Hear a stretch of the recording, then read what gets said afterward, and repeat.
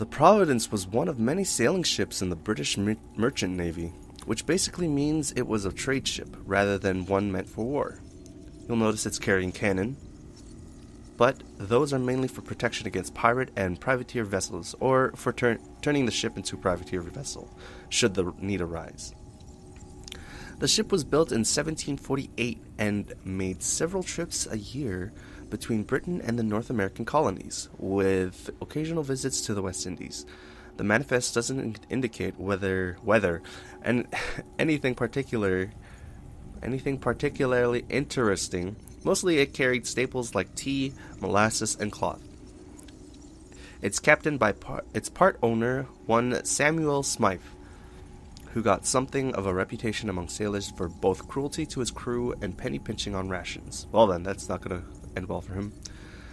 Incidentally, that's not exactly a way to keep good soldiers on board.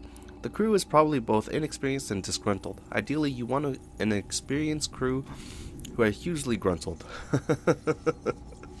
Although you don't likely know much about running an 18th century sailing vessel, odds are you won't notice a difference. The Atlantic Ocean. Of course, crossing the Atlantic today is as easy as a plane ride. But it was much more. It was much more difficult in colonial times, even though I imagine the tiny food and cramped conditions and likelihood of sitting next to a fat man for many hours were pretty much the same. For European travelers, it was at best a 6-week voyage, but depending on delays, it could last months. Oh gosh, no thanks. Dangers included storms and their opposite being becalmed, seasickness, food running short, and dying of boredom because you had nothing to do all day. For Africans captured into slavery, the Atlantic voyage was much worse, across the Middle Passage, usually to the Caribbean. The journey was just as long, but slaves were kept below and rarely allowed out in the fresh air. With the men usually in shackles, they were given only one meal a day, less if provisions ran low. Diseases was rampant and mortality rates were high. Or, not mortality rates. Why would you be moral if you're a slave? Mortality rates were high. People were dying. I will never complain about being inappropriately touched by airport security again. Though, to be fair, we're now firm friends, and Juan was very gentle. Oh, Juan. Lewis Mills is a deckhand originally from where we British somewhat optimistically call sunny Brighton. He got his love of the sea from his father, who was also a sailor. He first took young Lewis to sea with him at the age of 10, sailing from London to Boston on a vessel named the Windward. As he grew older, Mills kept working as a merchant marine, traveling the world and gaining a reputation as a reliable and level-headed sailor. He joined the crew of Providence in 1752, staying with the captain and crew through a variety of hardships, though by 1755 he was thinking of moving on. Well, you always have to think about moving on. Well then, let's read a little bit about Charles Lee, shall we?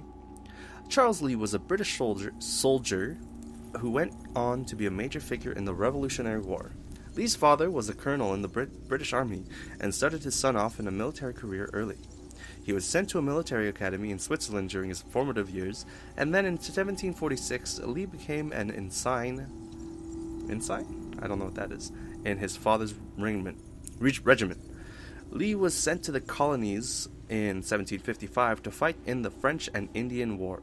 He served under Edward Braddock and then later at Fort Ticonderoga, where he was injured in the fighting. Lee recovered and later fought in Fort Niagara. I'd always thought there was a lot of fort fights, though. Fort fights fought.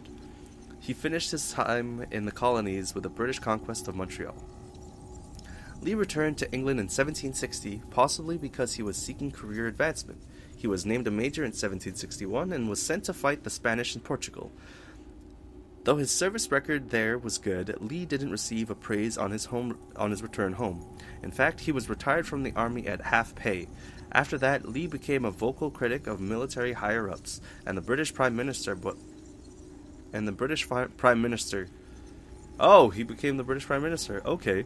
And found that his military career had inexplicably completely stalled. Well then. British regulars were the foot soldiers of the British Army.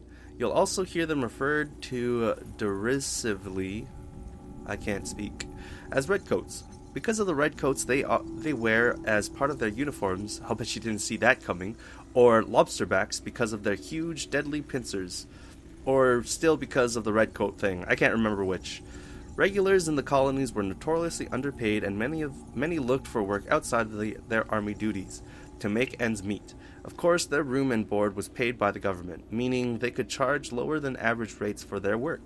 Since unemployment was high in Boston before the Revolution, you can imagine this made the redcoats rather unpopular among people they were taking work from. That and their huge, deadly pincers. Oh, Sean, you crazy dud. Oh, here we go. Balls by Sean Hastings. We've got a visitor down here. It's Juno. She's been appearing every now and then. Sort of flits through the air. Reminds us to guard you well. Find the key, blah, blah, blah. And then, poof, disappears. At first we thought it was just another holographic recording. But then your father called her some rather choice words and she glared at him. Honest, swiveled those creepy eyes in his direction and frowned. Creeped me out. I don't know if she's reaching out to us from the past, if some part of her is actually still conscious, or if maybe she's inside the apple, like some evil genie. Whatever it is, gives me the creeps. And on that note, happy Halloween. I guess it is. October 31st. Hatham's amulet. Though I suppose Hatham's amulet is technically a piece of Eden, it's not particularly exciting. It functions as a key, and well, that's about it. I know.